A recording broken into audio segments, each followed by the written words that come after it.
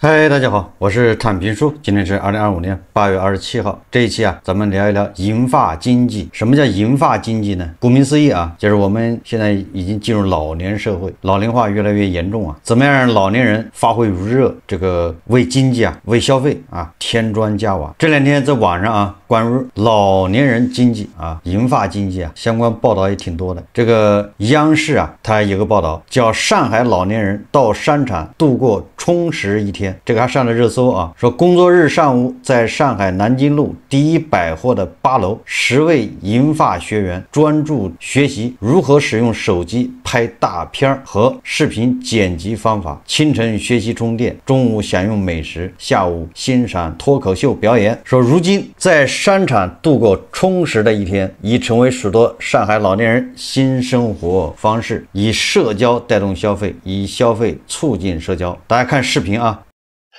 从退休俱乐部的走红可以看到，老年人不再满足于基础生活保障，而是追求社交、学习、自我实现。那这一变化也正在倒逼着商业场景的全面升级。在商场度过充实的一天，已成为许多老年人新的生活方式。在我这个框的右边有没有一个小小的太阳，一条曝光的按钮？工作日上午10点，在上海南京路第一百货的8楼，10位银发学员专注地学习着如何用手机拍大片和视频剪辑方法。因为现在都离不开手机，真的开了这个班以后，我们立马就毫不犹豫就来了。清晨学习充电，中午享用美食，下午欣赏脱口秀表演，甚至登台一展才艺。如今，在商场度过充实的一天，已成为许多上海老年人的新生活方式。以社交带动消费，以消费促进社交，商场运营方也在不断创新，探索更多适老服务新模式。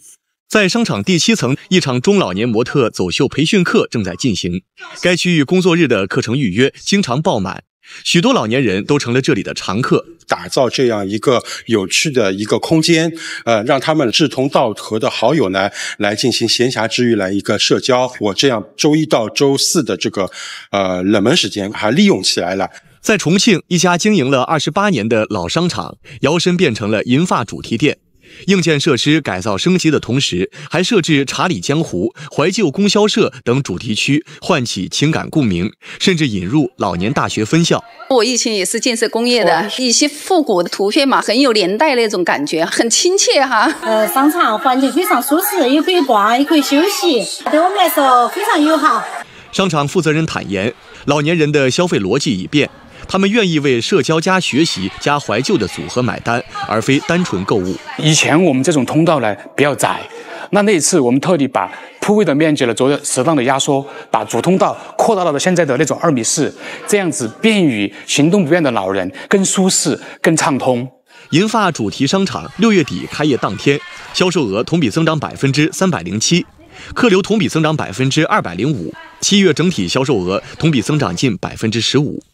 这个确实啊，这个是时代变了。我记得以前，但凡说到老人到商场啊，那基本上都是去蹭空调的嘛，对吧？家里热舍不得开空调，商场里凉快，对吧？你带孩子在商场里面纳凉，对吧？这三五成群。哎，现在不了，你看看啊，居然老年人去消费。大家都知道啊，现在线下商场都是一天不如一天啊，难以为继，没有人呐。结果你看啊，人家利用这个老年人，打起了老年人的主意啊。有媒体说啊，老年人正在成为上海商场最大金主。有一位自媒体作者他说啊，他专门在工作日去逛一次商场，看看平时工作日商场是什么样的。他发现商场真是变天了，到处都是老年人欢乐的身影。说之前还在想，星巴克相比于国内的那些茶品品牌，价格这么贵，还都开在最好的位置上，怎么赚得回房租呢？工作日10点半到商场才发现，他们原来是赚老年人的钱。商场刚开门，他们早已收拾妥当，穿戴整齐，搜罗去哪家咖啡店，开始优雅聚会聊天。说大早上一个动漫快闪店前就有很多人排队，叽叽喳喳，还挺热闹。好奇就凑上去看，结果发现最激动的是退休的大姐姐，一看就是用心打扮了，准备进去拍美照。原本啊说早上是 KTV 的淡季，但是路过听见里面已经有歌声，出于好奇走进去，去，跟网上说的一样，几乎全是中气十足、歌声嘹亮的叔叔阿姨。说老年人有社交需求，商场就迎上来提供社交空间，供需对上了。工作日的各种茶饮休闲空间坐满了老人，跟旁边独自对着笔记本的打工人不一样，老人群体是去社交的，是去享受生活的。闲聊的话题也比我想象中更加有趣，不再是围着孩子打转，准备去哪里旅游，最近哪些地方好逛，保险买啥比较好，谁有新的投资推荐，也就是他们聊的话题还是很广泛啊，不再围着孩子转了。说以前啊还看到夏天老人避暑去地铁站的新闻，现在看来根本就不需要，商场给了他们体面吹空调、休息、聊天的机会。说一开始我也怀疑他们是不是纯去蹭空调的，但是大约到了11点半，我发现有部分老人还是会找个店消费吃午饭，吃午饭的时候也是聊个不停，很开心，还懂得错峰消费，避开了12点半左右工作人群的午餐高峰。第一轮吃饭的基本都是老年人。这个作者还说啊，徐汇宜家更是把社交做到了一个高度，说老年人相亲角。说周二通常是零售业主要的休息日，因为这一天的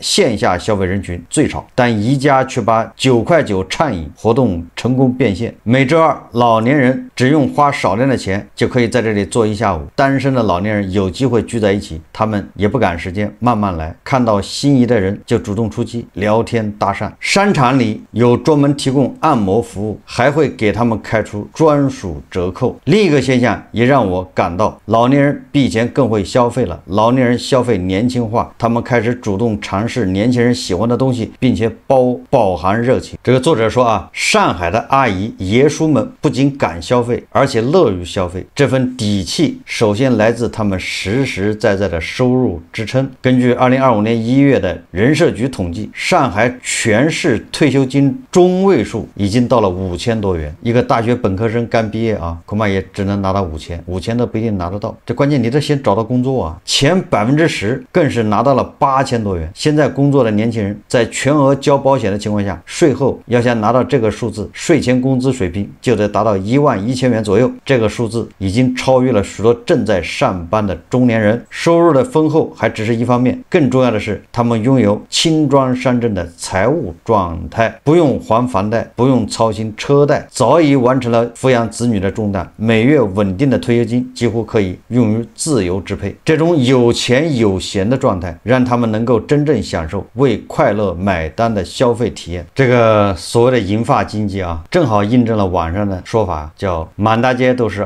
朝气蓬勃的老年人，生无可恋的中年人，死气沉沉的年轻人。现在老年人很忙，为什么说老年人很忙呢？因为有越来越多的企业喊他们回去上班，要聘用他们去上班。大家也知道啊，自9月1日起生效的社保新规，要求所有企业必须为员工缴纳五险一金。虽然政府也辟谣，但是没有用啊，谁知道你什么时候收啊，对吧？这个收和不收，对吧？什么时候从严，什么时候这个宽松，全靠你一张嘴啊，全靠你的心情好坏。所以企业都是提心吊胆的结果这个你比如说北京环球影城招募退休人员，时薪30元。据在中国老年人才网北京环球影城发布招聘零售服务人员及预备厨师助理的信息中其中零售服务人员薪资待遇为30元每小时，招聘要求为正式退休人员，必须取得退休证。你看看对吧？北京环球影城专门喊他们回去上班。不光是环球影城近日有网友发现说麦当劳招聘退休员工，这麦当劳打出宣传语，退休员工招募中，任职要求为每周可上班至少3天，达到退休年龄，女50周岁，男60周岁，而且他工资还不低呢，是每月工资在3000到4000元。现在给人感觉老年人成了主力你看消费指着老年人，连上班工作的指着老年人，这老年人现在就是焕发第二春而年轻人找不到工作，年轻人也没钱消费，勒紧裤腰带，中年人是勒紧裤腰带存钱，年轻人是勒紧裤腰带他没钱，所以只好从老年人这儿下手，对吧？让老年人去消费。老年人很忙，对吧？又要去返聘去上班，又要他们去消费。网上有个梗说的就是年轻人毕业了，发现自己在市场上最大的竞争对手居然是自己刚退休的爷爷，他跟他爷爷一起去面试是啊，这居然他没有优势，他也会很快顺利录取。所以现在有个概念叫低龄老人。什么叫低龄老人呢？就是老年人里面很有活力的，刚退休的，又有退休金，然后他身体还好，对吧？既能去上班，又能去消费。截至2025年2月，统计数据显示，60到69岁的老年人占所有老年人口的一半，且身体健康人群能占到66%。也就是啊，老年人里面有1/3的人是那种低龄而且具有劳动力的，身体还很好的，健康状况良好的老年人。2024年上海公布的最新数据显示，上海人的平均寿命83.24岁，55岁退休，去喜欢的新行业工作，到80岁还能工作25年啊！这个当然只是女性啊，你想想，所以说55岁，对吧？正是当打之年，看来所言不虚啊。实际上啊，无论是央视的报道，还是这个媒体记者自媒体的报道，关于这个上海商场，把目标锁定这些老年群体，美其名曰是银发经济，促进消费，实际上是无奈之举啊。因为这个线下商场人流是越来越少，他们不得不把目光转向这些老年人。老年人呢，这个线上消费总有一些障碍，这是观念还有这一些习惯导致的。那当然他们有钱，那他们更倾向于线下消费，但是他们线下消费的能力实际上是有限的，这也跟他们的习惯有关系。他们有这个需求，但是这个量不会太大，对吧？以胡锡进老师为例啊，胡锡进老师股票涨了，按理来说没少赚，他本来退休金就高啊，然后他自媒体又赚钱，再加上股票一涨他一开心，居然给自己加了2个蛋，还是吃面就加2个蛋。你说只是他消费，他能消费多少？他出门他也不叫网约车，他去挤地铁。所以这种银发经济它到底对消费有多大作用？恐怕也是鸡肋吧。我认为它是正负抵消了。就正面的，它确实有点消费。我告诉你一个节约了一辈子的人，你让他拿退休金去挥霍，这不现实。本质上也是要1分钱掰成2分钱花呀。所以你商场就得给出各种优惠，让他感觉到性价比很好，他才会掏钱，而且他也不会乱买。老年人花钱的欲望没有了，对吧？这些愿意花钱的老年人都是凤毛麟角，就是非常少，属于那种人中龙凤对吧？你让胡锡进老师花10几万买一个好的镜头，他不愿意他舍不得他不是没有钱他钱有。这种事情只能是年轻人才能干得出来，叫冲动消费嘛。老年人还冲动啥？所以说消费是有，但是呢，这个量能有多大？这个打个大大的问号。还有一个好处呢，就是让商场感觉人流多了，但是你要一个商场全是老年人，这个也不是好事对吧？你放眼一看，你这商场全是老年人，你说以后你这个商场卖的东西，从服装到饰品，对吧，都是老龄化呀，那以后年轻人更不去了，对吧？你无论是从饮食从这个化妆品到服装，如果你锁定的是老年人，对吧？那你这个商场就是越来越老龄化。如果你不提供老年人的商品，那老年人去干啥呢？所以说他这个纯粹就是个噱头，兔子的尾巴长不了。另外一个明显的负面是什么呢？那对社会的影响，咱们就不说了这些工作日这些老年人到处跑，大家也知道这个城里面这个公共交通负担是很重的，对吧？应该是错峰出行就是比如早上7点到9点，那都是牛马对吧出动的日子，还有这个下午5点到晚上7点8点，这都是牛马出动的时候，这个都是这个早晚班高峰期，无论是路上还是公共交通，那都非常拥堵。你这个时候老年人出动好吗？对吧？网上有很多这样的报道对吧？早高峰期间，老年人跟年轻人抢这个地铁，有的时候还大打出手。如果说这些还可以克服那对这个年轻人心理的冲击那远远大于这些挤占公共资源。为什么呢？对吧？现在年轻人越来越颓废他一看到你看就是叫朝气蓬勃的老年人，退休金8000，自己辛辛苦苦大学毕业或者拿到手只有3、4千，更多的是找不到工作还没钱这种心理冲击，对吧？这些负面影响恐怕远远大于那些老年人花的那个3瓜2枣的消费。更主要的是所谓的银发经济，老年人去消费那都是少之又少，对吧？只有1线城市、2线城市这些退休的老年人，这些老年人不是咱们老年人中的大部分，他只占小部分就像胡锡进老师这样的，他是极少数，对吧？更多的老年人在干什么？大家看视频安徽捡土豆，广西抢西瓜，民以食为天，完全具象化。零元购光明正大，现代版本的安史之乱。6月9号，广西南宁一个瓜园遭村民冲入哄抢西瓜。根据受害者自述，就种植了280亩西瓜。采摘过后呢，部分的尾瓜仍是留在地里。6号到7号，很多村民未经过允许摘瓜，直接损失呢接近2万。广西老表没开口，此时河南 IP 的网友自我调侃：“俺个河南，俺们过去啊！”自动拾取忘关。后续就是原来呢一个村民发布视频，声称可以摘瓜，才引来不明真相的群众把水果拿。造谣的代价就是拘留所，找警察解释去吧。广西的零元购刚真相公之于众，安徽宿州500亩土豆又遭殃。6月15号，宿州市永桥区呢，种植户曾先生100亩土豆子要丰收，白嫖党反而比收购党先到，成群结队拿着化肥袋，有人直接驾驶3轮车前往地里搬运东西。种植户说，起初没几个人，我还能够劝退，后来越演越烈，很难拦了。起哄的队伍中呢，既有附近的村民，还有听见风声从隔壁县跑过来的。连续4天有上百人干到我地里去，估计保守统计，每天被抢走的土豆子有20万斤，至少接近100万斤。求助了帽子叔叔，相关的部门回复呢，还值得细品。银行大对任何人都没有好处。哄抢的事儿早就屡见不鲜了，和稀泥的答复我反而是头回见。没解决矛盾，一味的捂嘴只会适得其反。瞅瞅人家广西南宁交的答卷。本处理方案很简单，把抢回的土豆子用3倍价格买，算作惩罚，省得以后再犯。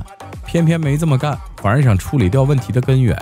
警察估计这边也无奈，不超过1000块钱，我盗窃我没法立案呢，只治安处罚不担刑责。况且又是些留守老人，真分析诱因呢，显而易见。这个最近几年啊，像这样的报道特别多，就是当然了，有的媒体说这叫白嫖啊，去抢、哄抢大户、种植大户，对吧？